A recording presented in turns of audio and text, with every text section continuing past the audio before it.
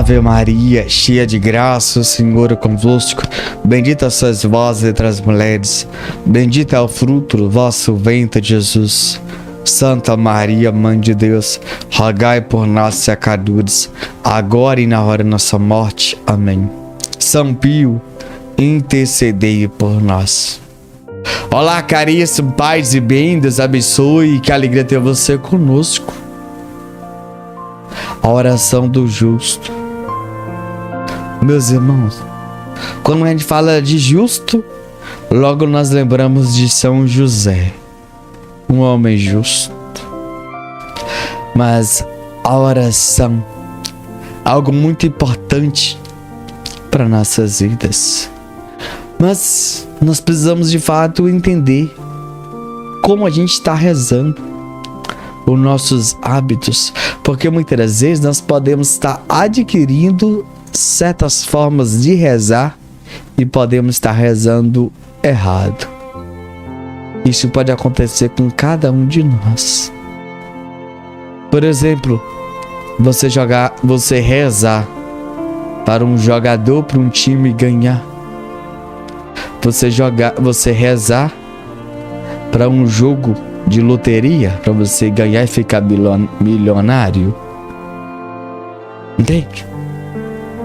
Então a gente pode começar a rezar, só que essa oração se torna uma blasfêmia, em vão, uma profanação, porque muitas vezes nós temos rezado errado, porque não é simplesmente palavras que brotam no nosso coração, mas precisa ser verdadeira, ser sincera, aquilo que Deus espera de mim, de você, uma pessoa justa, uma pessoa humilde, uma pessoa que suplica, que reza. Então, a oração, nós precisamos entender o porquê estamos rezando, para que estamos rezando. Pois muitas vezes eu e você podemos rezar como vingança. Que aconteça com aquela pessoa o que ela fez comigo também. Essa é uma oração de vingança. Jesus, eu te apresento fulano que me fez tão mal, que me desejou tão mal, que acontece na vida dele o dobro, 3 vezes mais. Entende? E muitas vezes nós estamos fazendo essa oração de vingança, cheio de ódio, rancor, mágoa, ressentimento. E quantas vezes nós estamos assim? Quantas vezes nós falamos besteira? Quantas vezes? Entende? Se Deus fosse ouvir tudo aquilo que sai dos nossos lábios, da nossa boca, pois muitas vezes somos negativos, pessimistas, nós automaticamente falamos assim: isso não vai dar certo, deixa pra lá, cancela, anula. Quantas vezes nós amaldiçoamos nosso filho, chamando ele de danado, burro, idiota, imbecil, imprestável, inútil. Então a gente acaba amaldiçoando as pessoas que nós amamos, ou aquelas pessoas que estão próximas de nós. Nós precisamos entender que a oração tem o poder de curar, libertar e transformar. Só que muitas vezes nós temos rezado errado, de forma equivocada.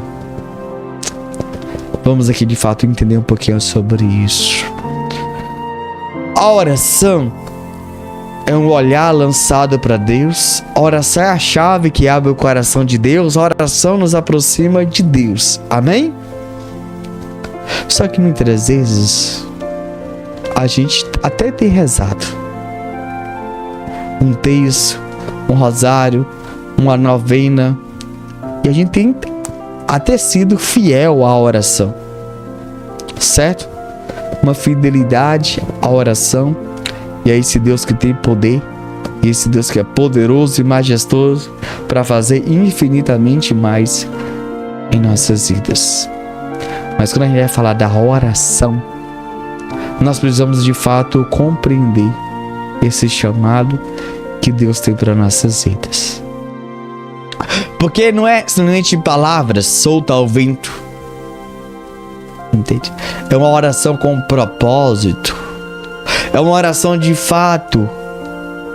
Quando eu quero alcançar graças, curas e libertações e prodígios. Mas a oração tem que estar no mesmo segmento com a minha vida, com a minha conduta, com o meu pensar e com o meu agir. Aquilo que eu rezo tem que ser uma verdade absoluta na minha vida. Não pode ser hipocrisia, não pode ser da boca para fora, não, jamais. Mas muitas das vezes você reza pela libertação do seu marido do álcool, mas você tá xingando ele, chamando ele de beberrão, que não tem jeito, que você não acredita na libertação dele, que ele é caso perdido. Entende? Então você tá perdendo tempo se você tá rezando pelo seu marido. Você precisa decidir: ou você reza, ou você muda. O que você quer? Rezar ou jogar pedra na cruz, como o povo fala? Você tem que decidir o que você quer. Se você está rezando pelo seu marido, você não pode amaldiçoar, e nem reclamar, e nem murmurar, e nem criticar. Se você não sabe qual palavra falar com ele, cala a boca e fica quieta e reza somente. Se você não aguenta mais, fala com Deus. Diz pra Deus: eu não aguento mais ver meu marido beberrão. Eu não aguento mais ver meu marido alcoolizado, alcoólatra, dependente do álcool, Jesus. Pronto, falou. Agora chega em casa e fica quieta. Porque a sua oração precisa ser semelhante à sua vida. Então, você chegar em casa, você vai cuidar do seu marido, você vai cozinhar, você vai lavar, passar com muito carinho, muito amor, para que a oração tenha efeito juntamente com as suas atitudes. Precisa ser coerente. Entende? Se eu rezo pela conversão da minha família, eu preciso ser um cristão em casa, um missionário, um grande pregador. Pois se eu sou uma pessoa que reclama, murmura, critica e não acredita no evangelho, se eu vir falando mal do padre, do bispo, do papa, entende? Nós estamos contradizendo a nossa oração. Então você precisa rezar e agir, agir e rezar. E você precisa fazer tudo no mesmo segmento, não pode ser diferente. Entende?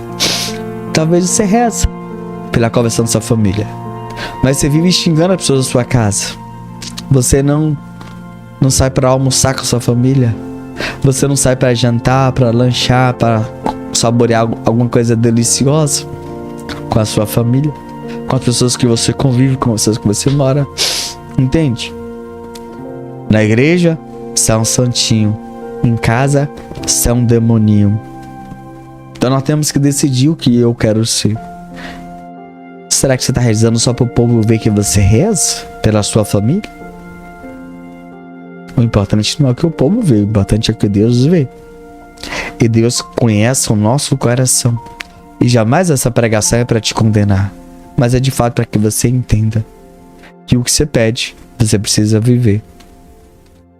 Eu lembro um dia de um casal veio me pedir oração para que eu rezasse para que eles consigam a graça de ter filho. E eu perguntei: mas vocês estão convivendo com marido e mulher? E era a mulher: não, há muito tempo, depois que eu perdi meu filho. Eu falei: então como é que você quer ter outro filho se vocês não convivem com marido e mulher? O homem logo sorriu, mas a mulher logo falou. Eu disse: se você quer ter filho, você precisa de fato. Aí ela: né, que é isso mesmo. Aí ela olhou pro marido, ela falou pro marido: você gostou, hein?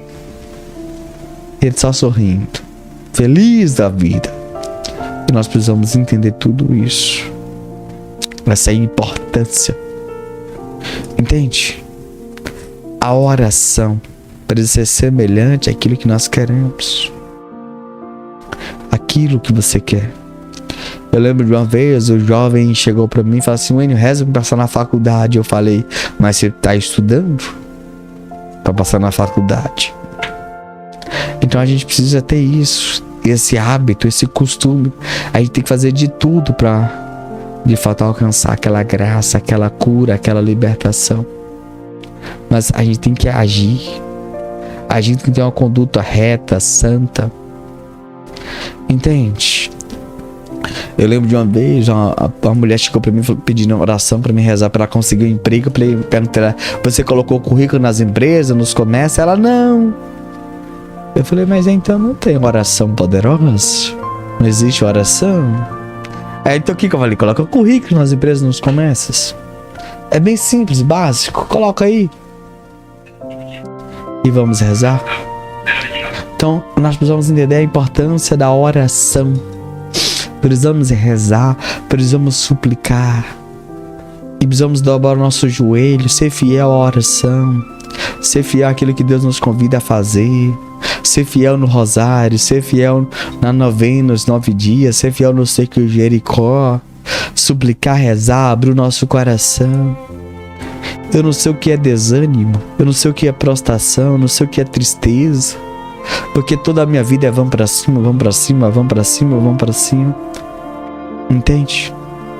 Eu tenho lutado diariamente, constantemente, para permanecer de pé, para combater o bom combate. Entende? Toda hora eu carrego o meu texto, ando com o meu texto na mão o tempo todo para não esquecer de rezar, porque eu sei da importância da oração. Eu tô pedindo: Deus, me dê a graça de me libertar dos meus defeitos de caráter, comportamento, vícios, manias.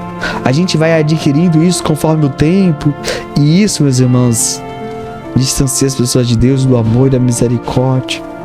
E nós precisamos rezar, meus irmãos, rezar pela nossa própria convenção, para que nós possamos ser santos e perfeitos. E a oração tem que ter esse elo. E a gente precisa, a nossa vida precisa ser uma oração. Eu preciso crer, preciso acreditar, preciso ser confiante em Deus. Ah, não, eu vou parar de rezar a suplicar São Pio, porque São Pio não me deu a graça. Entende? Aí eu vou parar de rezar esse cerco de Jericó, porque já rezei demais, não alcancei nenhuma graça ainda. Então muitas vezes eu e você estamos assim, agindo assim, dessa forma. E a gente precisa abrir o nosso coração, entregar o nosso coração a Deus. Ele pode, Ele quer, Ele vai fazer na nossa vida infinitamente mais. E a gente precisa nos entregar a esse Deus que é amor e misericórdia. Precisamos abrir, precisamos falar com Ele, precisamos entregar, para que nós possamos ser envolvidos por esse Espírito Santo, que tudo pode fazer, que tudo vai realizar na nossa vida. A oração move montanha, a fé, o tamanho de mostarda. Eita Deus, que eu e você possamos soltar para a oração, rezar. Jamais para de rezar pela conversão do nosso cônjuge. Jamais para. Você, como eu, deseja ver a sua família na igreja. Eu e você desejamos ter uma vida santa, uma vida reta, porque nós ainda não somos a versão que deveríamos ser dentro de casa, nem fora de casa. Quantos defeitos nós temos, não é isso? Mas isso só vai mudar com o tempo, eu sei disso. É um passo e um passo. O caminho só faz caminhando. Eu sei disso. Mas a oração é muito importante. A gente precisa buscar ter esse bom hábito de rezar todo dia, toda hora. Rezar pela nossa família. E que eu e você possamos rezar sempre pela nossa família. Ah, eu sou o único que reza pela minha família? Continue. Graças a Deus que você para rezar pela da sua família. Entende? Ah, mas eu tô rezando, não tô vendo nada de diferença, nada de mudança. Tudo é no tempo de Deus, não é no tempo seu, nem no meu. mas que eu e você possamos abrir o coração, que eu e você possamos entregar o nosso coração para esse Deus, que eu e você possamos confiar, acreditar, para que possamos ser envolvidos pelo Espírito Santo de Deus, que pode fazer e que irá fazer infinitamente mais em nossas vidas. Para isso nós temos que abrir o nosso coração. Para isso temos que entregar o nosso coração a esse Deus que é misericordioso, que pode fazer, que pode realizar em nossas vidas. Mas, irmão, a importância da oração, a importância de buscar ter essa vida santa, essa vida reta. E quando eu abro o meu coração, quando eu entrego o meu coração para esse Deus, tudo muda. Tudo muda radicalmente, da água para o vinho. E quando você abre o coração, quando eu e você entregamos o coração para esse Deus, tudo flui, tudo dá certo. Entende? E a gente precisa aprender a confiar. A gente precisa aprender a entregar tudo isso nas mãos de Deus. Esse Deus que pode fazer, esse Deus que irá fazer em nossas vidas infinitamente mais. A confiança é isso. Porque você reza e em casa você vai ser um santo perfeito. Em aguentar silêncio. E você vai dizer, eu tenho tanta coisa para falar pro meu marido, tanta coisa para falar pro meu filho, tanta coisa para falar pra minha mulher. Mas você vai silenciar e dizer, Jesus, eu creio que através da minha oração você vai tocar no coração do meu marido e meus filhos vai mudar. Entende? Porque não adianta você brigar. Não adianta você gritar. Não adianta você escandalizar. Não adianta você estressar. Mas a gente precisa do autocontrole e o autodomínio para que de fato a sua oração tenha efeito na sua casa. Porque devido ao seu comportamento, devido à sua atitude, à sua ação, devido à sua forma que você tem agido, vai tocar e vai mudar o coração da sua casa. E para isso acontecer, precisa que eu e você sejamos uma pessoa de fé, uma pessoa que crê, acredita, que confia, que entrega tudo na mão de Deus. Que eu e você possamos de fato pedir e suplicar esse amor, esse Deus de amor, esse Deus que é misericórdia. E nós precisamos olhar para essa importância, olhar e ter essa importância, saber essa importância de rezar. Nós precisamos bater na porta. Nós precisamos clamar. Jesus disse, pedir, receberei, bater a porta abrirá. Mas lembre-se de uma coisa. Vamos ser coerentes com o Evangelho, coerentes com a tradição, coerentes com os magistérios da igreja. Que você possamos ser coerentes com tudo isso. Esse Deus que nos chama uma vida santa, uma vida reta. Pois o chamado de Deus é um chamado de bênção, de cura e libertação. E Deus quer que a gente seja evangelho vivo. E que nós possamos ser esse evangelho vivo. Pois esse é o chamado de Deus. É isso que Deus quer para nossas vidas, sempre, sempre. O ato de abrir o coração, o ato de entregar o nosso coração para esse Deus grandioso, para esse Deus maravilhoso.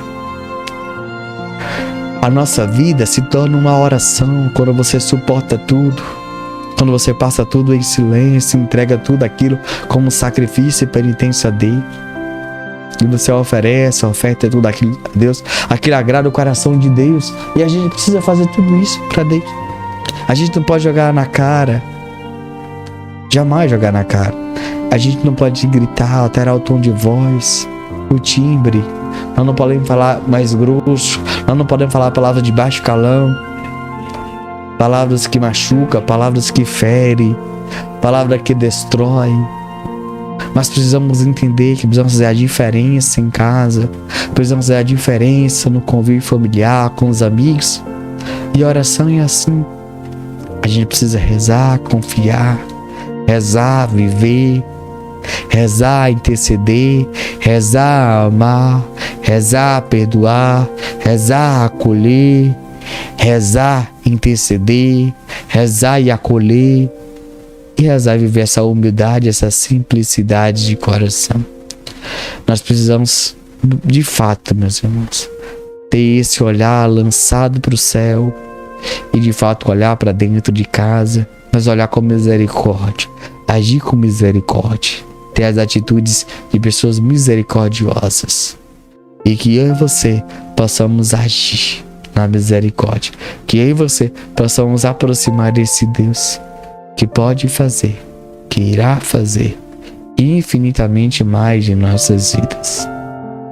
Que nós possamos entregar o nosso coração para esse Deus grandioso, para esse Deus maravilhoso, que pode, que irá, que está fazendo as nossas vidas infinitamente mais. Meus irmãos, nós precisamos abrir, nós precisamos entregar, suplicar, nós precisamos mudar o nosso comportamento para esse Deus grandioso, para esse Deus maravilhoso, que possamos de fato deixar Deus entrar, deixar Deus nos curar, nos libertar, e nós precisamos fazer essa diferença, pois esse é o nosso chamado, essa é a nossa vocação, é isso que Deus espera de mim e de você, que nós possamos dar passos, mas para frente, jamais para trás, porque a gente tem que rezar e fazer tudo aquilo que Deus quer, porque senão a gente reza em vão. Quando a gente reza e xinga, reza e briga, reza e reclama, reza e murmura, então a nossa oração está sendo em vão, uma oração solta ao vento. Que nós possamos rezar e agir, mas agir com amor e docilidade e ternura. Que nós possamos ser dóceis ao Espírito Santo, que nós possamos ser generosos, que nós possamos rezar e ser justo. Aquilo que Deus espera, e Deus conta comigo para evangelizar sempre, sempre. Nós vamos ler um relato que nós entramos no nosso próprio site.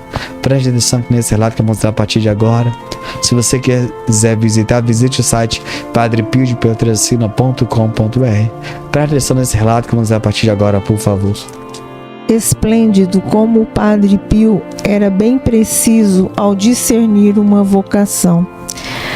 Pai perguntou a princípio a Padre Pio, a instruiria a se tornar freira. Porém, como disse mais tarde a um parente, não queria ser freira. Não gosto de receber ordens de ninguém. Padre Pio concordou que o convento não era para ela e sugeriu que juntasse à Ordem Terceira de São Francisco.